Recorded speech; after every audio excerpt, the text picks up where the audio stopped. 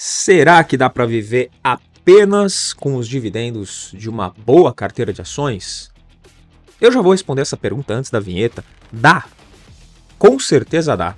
Mas antes de você bater o martelo e querer viver esse estilo de vida, você precisa saber de muitas coisas e coisas muito importantes para você montar a sua estratégia focada só em dividendos. E é sobre isso, mais uma vez, que eu vou falar nesse episódio. Então fica comigo até o final. E antes de mais nada, já deixa o like, já se inscreve você que não é inscrito e está acompanhando a gente aqui pela primeira vez e ativa as notificações para saber quando a gente vai lançar novos episódios, porque nesse episódio aqui, assim como em outros que eu já vim aqui falar para você, eu vou abordar o tema dividendos, porque está muito em alta, o pessoal quer porque quer viver com uma carteira de dividendos, quer viver só de renda passiva, não quer mais trabalhar, quer deixar só o dinheiro aplicado e colher os frutos. Só que aí tem um ponto. De onde vêm os dividendos? Isso é algo que a gente tem que lembrar. Então, para responder a pergunta que eu fiz lá no início, se dá para ver com essa boa carteira e o que você precisa saber para isso, vamos falar sobre esse ponto primeiro, que é de onde vêm os dividendos. Já falei em outros episódios, você já sabe aqui que me acompanha há mais tempo, que o dividendo é uma parte do lucro das empresas. Ou seja, sem lucro, sem dividendos. Até dá para você receber dividendos sem ter lucro às vezes. No final do episódio eu vou falar uma das formas e a mais preocupante de você receber dividendos sem a empresa ela tá dando lucro. Mas dá. Até tem mais detalhes que eu gravei em outro episódio recente, eu vou deixar o link aqui na descrição. Mas como a gente pensa dividendo é parte do lucro, então você já deve pensar de uma empresa saudável, ela tem que lucrar. Só que se você só pensar no dividendo, você acaba esquecendo outras coisas que são importantes. Por exemplo, o patrimônio. O seu patrimônio, o patrimônio que você tem que ter, será que ele importa? Ou a gente só tem que olhar para o dividendo mesmo? Vamos olhar isso daqui um pouquinho com mais calma. Virou moda falar, né, hoje em dia que o patrimônio ele não importa, o que realmente é importante para a sua carteira é o percentual que você está recebendo ali de dividend yield, principalmente. Então o que vai importar são os dividendos, o patrimônio não importa tanto. Porque você vai viver, pelo menos, né, ou sonhar, que você vai viver com os dividendos. É isso que está acontecendo com muita gente. Mas, como eu acabei de falar, os dividendos eles são parte do lucro da empresa. E sabe para que mais que o lucro é importante? Porque além, né, de distribuir os dividendos é importante o lucro? Simplesmente para o mercado calcular o preço justo de uma ação. Além dele ser distribuído, e aí você que está montando uma carteira de dividendos, olhar e falar, bom, a empresa ela tem que lucrar, você que faz uma análise até um pouco mais detalhada vai avaliar o lucro da empresa, se é um lucro crescente, recorrente, como eu já venho falando aqui há algum tempo, mas você vai olhar se a empresa está lucrando, e aí, ok, a partir disso ela vai distribuir os seus dividendos. Agora não é só para isso que serve, o lucro ele vai servir também para como uma das formas de precificar a empresa e dizer o preço justo dessa ação. É complicado falar, né, preço justo. Uns vão falar que está justo, preço X, outros vão falar que o mais justo seria preço Y, porque cada um tem uma forma de analisar, mas num geral, o preço de um ativo ele vai ser determinado pela maioria, a maioria do mercado que está negociando aquele próprio ativo. Então ele acaba não fugindo muito, fica ali num intervalo das grandes análises feitas a respeito do preço justo de qualquer ativo. Tá? Mas eu não estou aqui para falar justamente sobre a cotação, preço justo, até envolve um pouco isso, mas o principal ponto que eu vou abordar é a questão da rentabilidade desses ativos. Se você investe ou está estudando com foco em carteira de dividendos, você vai ver que existem alguns indicadores que são bem comuns quando a gente fala dos dividendos. Um deles é o dividend yield, que eu acabei de comentar, que é um cálculo do dividendo dos últimos 12 meses dividido pela cotação atual da empresa. A cotação atual, a cotação que foi ontem, a cotação vai ser amanhã, esse dividend yield, esse indicador, ele é atualizado constantemente. Porque o preço da empresa mudou, ele vai avaliar pelo preço que ela está ali no momento. Então foi o preço de ontem, o preço de hoje, é o preço de amanhã. Então quando eu falo preço, estou querendo me referir à cotação atual da empresa. O valor que você vai ver ali na hora de você comprar ou vender aquele ativo. Então a cotação da empresa. Você vai ter esse dividendo sendo atualizado constantemente. Então você percebe que essa mudança talvez jogue um pouquinho contra para a gente precificar uma ação, para falar se ela está no preço justo, porque esse indicativo ele vai ser atualizado constantemente, de acordo ali com a cotação da empresa. E tem um outro indicativo que é o Yield on Cost. O Yield on Cost, o IOC, também conhecido para os íntimos, eles são os dividendos dos últimos 12 meses dividido pelo seu preço médio de compra das ações. Então esse ele não atualiza o tempo inteiro. Por quê? Porque é o preço que você já comprou. Quando que ele vai atualizar? Quando você comprar novas ações da empresa. E aí ele vai ser atualizado, né? Esse indicador ele tem essa atualização, porque você não vai comprar normalmente um novo lote de ações na mesma cotação, o mesmo valor que você já tinha comprado do seu preço médio. É muito difícil. Isso pode acontecer, mas é muito raro. Você geralmente vai comprar num valor mais alto ou, para a maioria das pessoas, a maioria vai acabar comprando num valor mais baixo do que o preço médio. Tem o pessoal que fala, ah, não, comprei aqui a ação de uma empresa a R$30. E aí ela subiu um pouquinho, falou, ah, não vou comprar mais porque ela subiu, ela pagou os dividendos, aí depois ela foi reajustada e a cotação hoje está em 25.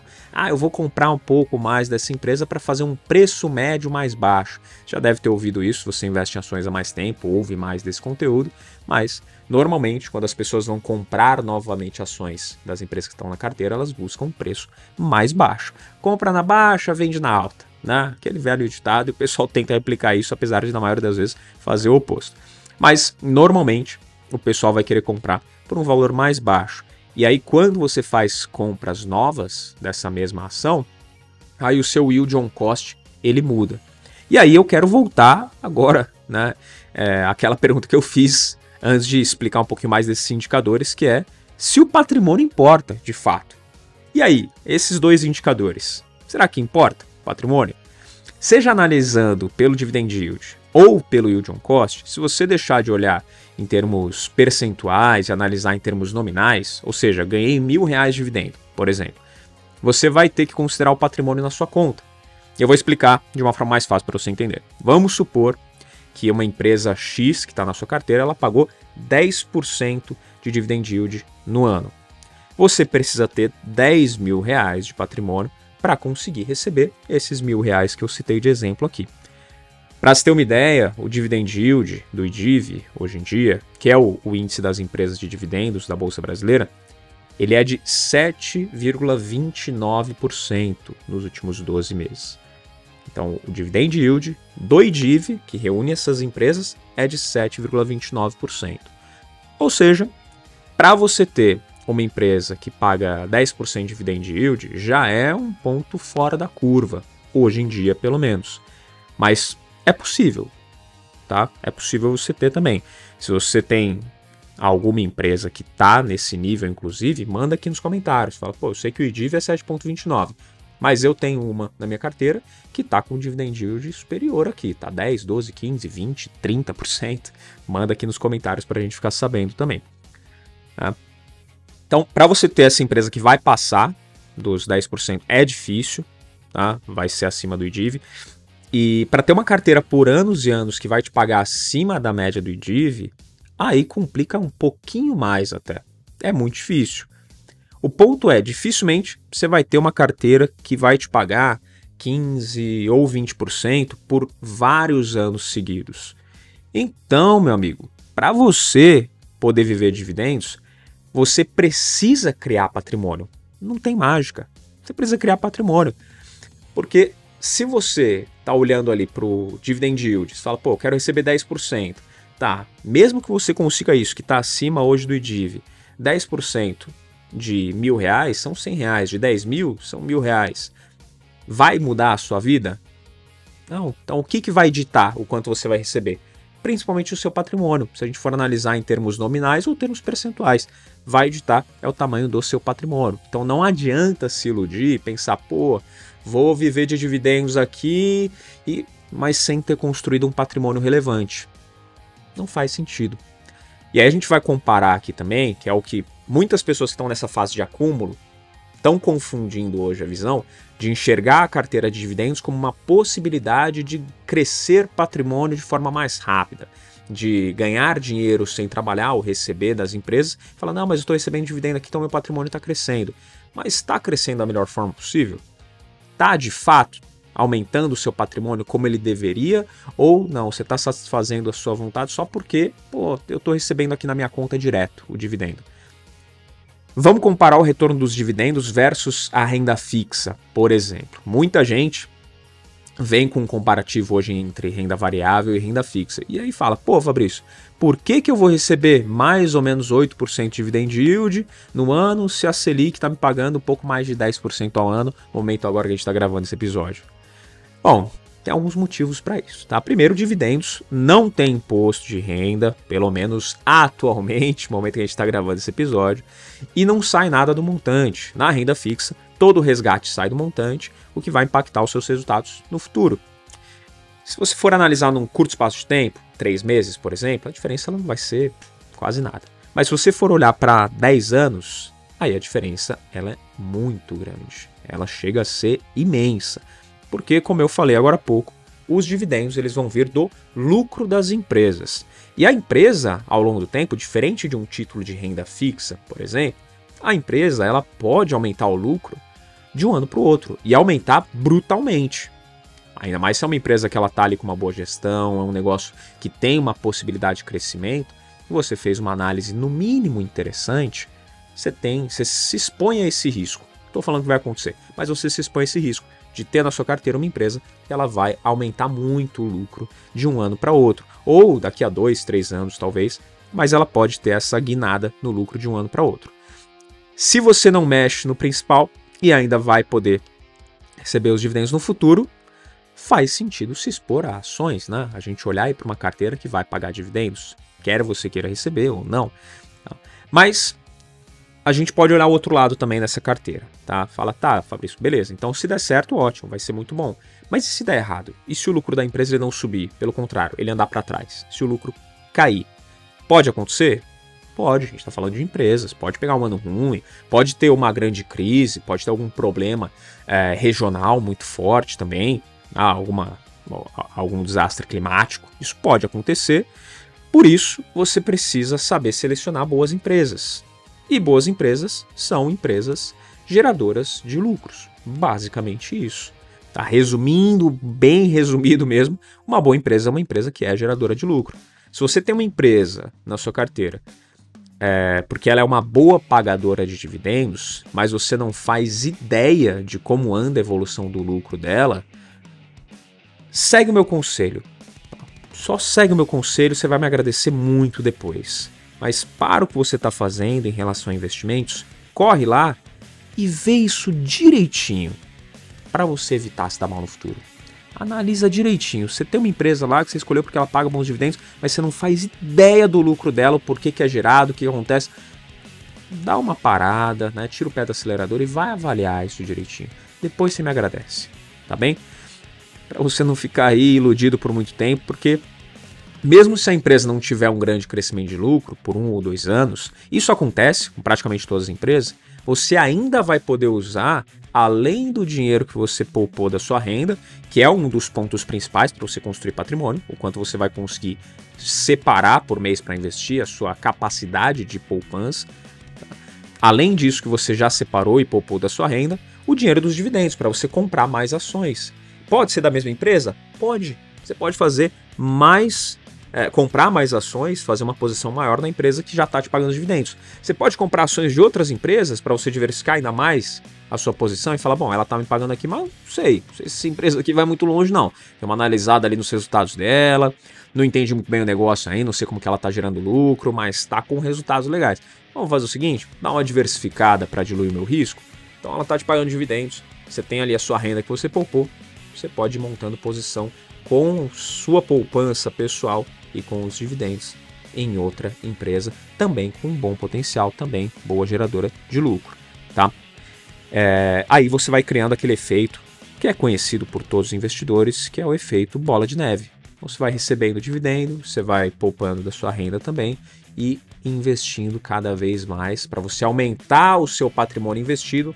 Consequentemente, se você tem na sua carteira empresas que geram lucros, aqui no Brasil, todas elas vão acabar pagando dividendo em algum momento, você vai aumentando seu patrimônio, aumentando a sua margem de recebimento de dividendos também.